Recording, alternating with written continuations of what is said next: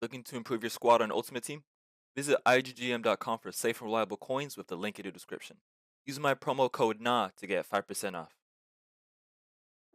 What's up, y'all? For this video, we're going to be going over a formation that is honestly really underrated, and that's primarily because pre-patch it wasn't that popular. When I'm saying pre-patch, I'm talking about the more recent patch. I was probably like a month ago now. For some reason, I don't see people using this formation, even though it's really good. And it replicates one of the most meta formations in the game so far, while honestly being better. The only issue is you might struggle to find proper plays for it, but hopefully at this stage of the game you have players for every single position that you can use. And the formation we're talking about here is the 4-4-2 holding, and that obviously would be the 4-4-2, but instead of center mids, it's CDMs. And the reason why this was so unpopular, not only because is there just a lack of people just using it to begin with, but it's the fact that when you see these two CDMs, you're gonna have issues with build-up, because at least before there's an issue where it was harder to get these two players involved in midfield.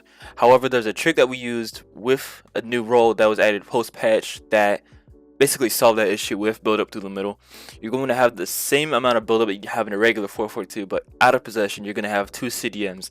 And obviously, out of possession, two CDMs are going to be better than two center mids to begin with, because, you know, CDM AI.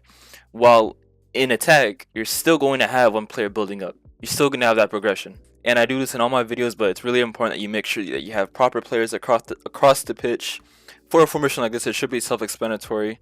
Defenders, they just need to be good defenders. I'm sure you know what a good defender looks like. And then your two CDMs, for instance, you're going to need one that you can trust that is going to move up the pitch and link the strikers to the midfield. And then the other one just needs to be a regular CDM that you can just trust to complete tackles, pass out the back, things like that. Two wingers, make sure they're quick, but also make sure they have really good dribbling and shooting, because sometimes these guys are going to be behind the strikers, if not making runs behind the strikers, literally. Nico Williams SBC is really good. Like, some games it feels like it's better than my Vinicius. So let's say, for example, you didn't do that Vinicius SBC, you might as well just do Nico Williams. And as far as I know, at the time of this video being recorded, it is Thursday. I'm assuming that they're going to release this SBC for the right wing version. And, you know, me personally, I'm already preparing for it with this Madueke card right here. It's probably going to be cap 85 on the Evo, so make sure you have a 85 that you can put into the Evo. Go ahead and use those flash SBCs as well, just to make sure you can build one. But yeah, back to the main point. Two good wingers, and then two strikers. You're going to need one striker that you can trust to be a link. And what I mean by that is you're going to need one striker that you can trust to get the ball back, to receive the ball and turn. I have Vinny for that, because he has rapid plus, so his L1 speed boost is really good. And then you just need one that's a classic finisher, and Ronaldo's perfect for that. And as you can see, this is a custom tactic right here with the code right there. And before we continue, guys, take a look at the screen right here. You'll notice that my ratio to views to subs, or whatever this thing is called, I don't even know what it is, but the ratio is really interesting. So if you're not subscribed yet, I suggest you do, because we're going to be making a lot of really meta custom tactics. I'm starting to get a better understanding with FCIQ, especially with how these post patches are going, where they're adding new roles and new things like that. Gameplay is changing a lot more than it did last year per update. So if you want to stay on top of that, you can trust my channel for that. And also, if you want to find other custom tactics, if you want to find my custom tactics before I post them on YouTube, I currently have a 4-3-3 and other formations like that currently up. Then you can do so with the link in my description. You'll have codes for all my previous videos all on one page, in case you don't want to like sift through old videos just to find an old custom tactic. You'll just have one list in the tactic showcase channel, and like I said, you'll find other custom tactics in there as well. But besides that, here's the underrated 4-4-2, balanced with defensive approach high. I think until any other patch releases where, you know, circumstances change, or if I do like a more radical idea, which I don't plan on anytime soon, balanced and 61 is always going to be the go-to for me. If you've watched my videos, you'll know why I put 61, but if the people that are new here, it's because obviously when you default this, it's going to, or when you use high at default, it's going to be 70. However, the issue is, especially if you don't have high rated defenders, like higher rated defenders, I mean, you're going to have issues where in the counterattack, your striker or your center backs are just going to go like idiot mode and let a striker run in behind and do nothing about it. Now, the best way to minimize this is, or minimize the risk of that, is to drop down the thing, because it's going to adopt a less aggressive approach towards that high line, while still making sure, you know, that the strikers are being tracked. So it's still going to be pretty aggressive, but it's the least amount of aggression in order to enable these strikers to get marked if they make runs in behind.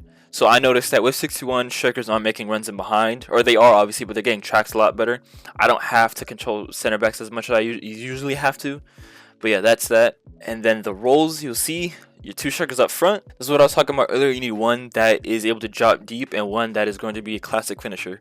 And with Vinicius, the thing with advanced forward support, which is a new role obviously, is the AI is very similar to attack. And I'm saying this almost because I'm complaining, even because EA did not do anything crazy with this AI right here. Basically, the only significant difference is the fact that this player will come short whenever you don't have the ball. So this means when you get the ball back, this player is going to be open, and since they're on the left instead of being down the middle, it makes it really hard for them to be closed down by the other players. So unless you're playing someone that has two CDMs of their own and they're staying back, this player is oftentimes not going to be marked because he's going to be in the middle left channel and he's going to be coming short. There's going to be no player that is closing that down except for the other team strike, or the other team center back, sorry. And the good thing about the other team center back is obviously there's nobody behind that center back. So you're going to be able to take this player right here, pass it to him, and if you have the skills for it, you'll be able to turn, speed boost past that striker, and you're through. Or the other team center back comes for the player right here, you can have this advanced forward attack, making the run in the gap behind that. So it's kind of like having a false 9, except once you get closer to the box, this player is going to just go like exactly like this. So the AI between these two players, especially once you get to the other team's box, is going to be the exact same. That's why I'm saying like it's really similar. I feel like EA were just being kind of lazy here, which is okay because it's still a good custom tactic, or sorry, a good role, good focus. But they didn't do anything crazy. But like I said, that's completely fine because it's still really effective. You can have this player coming short, this player is coming after to, take the space that's opened by it. And now obviously you can use false 9 for that. However, the issue with false 9 is, as you can see with the box right there, oftentimes he goes really wide. And the issue with that is he's going to get marked by somebody completely irrelevant. So sometimes he's just going to go to the fullback, he's going to go to a CDM. It's not going to give you the result that you always want. While with support, he's always going to be in a position where he's in no man's land.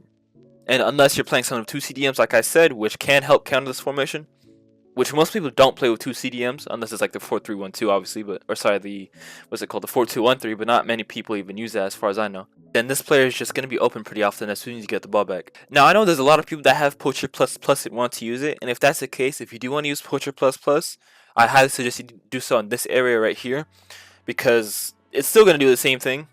The objective is just for this player to run in between or in behind. You'll get the exact same result with Poacher. So if you want to utilize Poacher Plus, you can do so on this side right here, but not on the left side because you need that left side for advanced forward support. But I use advanced forward attack because most people use advanced forward attack. It's very similar to Poacher Poacher, but that's all we need.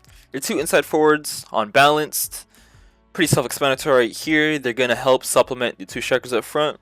They're sometimes going to make runs in behind, or sometimes they're going to be in the middle acting like midfielders because that's what they are. They're not wingers, they're midfielders. They're going to be everywhere, so it's really important that they have good all-around stats, good passing, dribbling, shooting, all of that. And then this is where we talk about how we've made this formation as good as the 4-4-2, if not better, because like I said, the initial benefit this had over the 4-4-2 was the fact that it had two CDMs, which helped in defense, but also the initial con was the fact that with two CDMs, you're going to struggle to build up through the middle. And that's where we fix that because we have a playmaker on the new role, deep line playmaker buildup. Now, for some reason, I don't know why the map here puts this on top of this.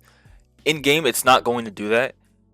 And I'll explain why in a moment as we talk about both roles later. But basically, deep line playmaker buildup is very similar to a center mid on box to box. And what I mean by that is that they're going to be going up and down. However, this player is only going to go up as high as the other team's edge of the box. They're not going to bomb into the box. They're going to sit at the edge of it at the very worst. Or, sorry, at the very highest. And obviously that's fine. You don't need 5 players running into the box because you already have 4 players on top of this person making runs in behind. So you're not going to be too affected by a lack of runners in behind from center mid. You don't really need them as far as this formation goes when you already have 4 players ahead of them. So this player is going to be really linking up. And sometimes this player is going to be as high as the left mid and the right mid, acting in between them. So you're going to have like a like a 3-2 in build-up at the top at the very least. That brings us down to our holding CDM, and as you can see, we put him on roaming, and primarily because every time we put him on roaming, it's mostly because we need this player to cover someone else. And that player we're talking about here is the wingback support. This wingback support, I talked about in my previous video, really good role. And the reason why I say that is because, one, as you can see on the bottom right, it says when asked to support, the wingback can only attack when their team has controlled possession and only defend when the team doesn't have the ball. What this means is the fact that when you use something like, let's say for instance, balanced even, he's going to go up a lot, and he's going to go up for the sake of going up. And what I mean by that is he's not going to look at context. He's not going to look at, the space. He's just going to go up. Issue with that, you're going to be at risk of counterattacks, and we don't want to be at risk of counterattacks, but we also want to use a defender in build-up. With support, he only goes up whenever he's enabled to go up. So some games you might notice this player doesn't go up at all. It's because it might be too risky for him. Other games you're going to realize he goes up a lot. It's because there's a lot of space for him, and he doesn't have to worry about a counterattack. This AI is really good. Especially if you can get a plus or a plus here, so that way the AI is smarter and makes better decisions. And if you didn't watch my previous video about the wingback support, basically, if you watch Chelsea, if you watch Man City, think of Mark Cucurella, think of Josko Gardi, I can't even say his name, Gvardiol. Defenders that sit in the attack in the half spaces between the wingers and the strikers, or sometimes they'll just go down the left. They'll go wherever the space enables them to do so. And that really benefits the left mid and the striker a lot. And even then, when this player is going up, that's why we have holding roaming. When this player goes up, this player will go towards the left, almost like playing as a left back in defending. So he's going to cover him from really well. But that's only when this player steps up. If this player is staying back, then this guy is just going to be as a regular holding. Then you're going to have your two center backs and your goalkeeper. Self-explanatory, defender defend, goalkeeper defend. For the most part, I can't imagine why there'd be any reason to switch off of these. Then you're going to have your right back on fullback balanced. This player is just going to be staying back. He's going to be helping defend with the center backs, and that's all you need from him. At this point of the game, because of these new roles, I genuinely think that this is better than the regular 4-4-2. And like I said, it's pretty self-explanatory, but you get the benefit of CDMs out of possession, which defend better than regular center mids. When you lose their ball, they're going to be aggressively returning back to position because that's their job. And in possession, they're going to be in a deeper position to begin with, so you're going to have a head start in build-up. I found build-up with this formation to be really fast, honestly faster than a regular 4-4-2, which is also, pretty fast to begin with because a regular 4-4-2 is just a really good formation overall. But like I said, since they're CDMs, when you lose the ball, they're in a deeper position because they're CDMs. I was very easily getting passing triangles going from like a left back to my left CDM, to my left mid, to my striker, within seconds. And I didn't really have that with a regular 4-4-2 because in a regular 4-4-2 you have the issue of your center mids being marked for some reason because that's just how the game is. Sometimes you're just having issues where you feel like you have no midfield, you have no build up. I don't have that issue with this formation. And having two advanced forwards up front or two strikers up front and having one on advanced forward support is honestly so reliable. Advanced forward support is almost like a half false 9, except it's actually a striker because honestly I don't really like false 9 that much. With advanced forward support, you're actually getting a better box presence that you don't get with the false 9 because I know sometimes when I'm using the false 9, I need my second striker and they're nowhere to be seen. Sometimes they're in the left wing position, sometimes they're just in the middle of nowhere, and even with plus, it can be a mess, I mean, they might be open, but that's not good enough sometimes.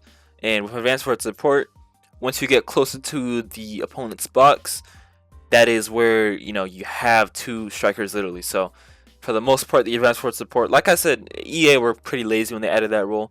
There's not major differences in the AI. For the most part, the AI is the complete same. They're still trying to achieve the same thing of making those runs in behind.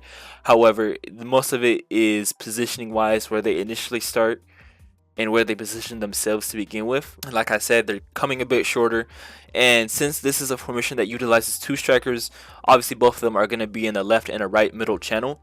And the benefit with that, like I said earlier, is you have a striker, that advanced forward striker or advanced forward support player. They're going to be in a position that is hard for the opponent to close down, and then they come short. It opens up space in between for the striker up front to make a run in behind. And as long as you can get some proper passing going, then you're going to notice that your counterattacks are going to be really easy. But yeah, guys, other than that, I'm cooking up a 4-3-3, or I haven't even cooked up a 4-3-3. I've already cooked up a 4-3-3 that you can find in the Discord below in the tactics showcase. I have 2 of them. There's also other formations in there that aren't mine, but I would recommend you guys use if you need it. There's a 4-1, or sorry, I think it's called the 4-1-3-2, something like that. Yeah, the 4-1-3-2, the 5-3-2. I plan to do videos on those later. They're really good formations. If you're not subscribed, then what are you waiting for? But other than that, guys, that's all.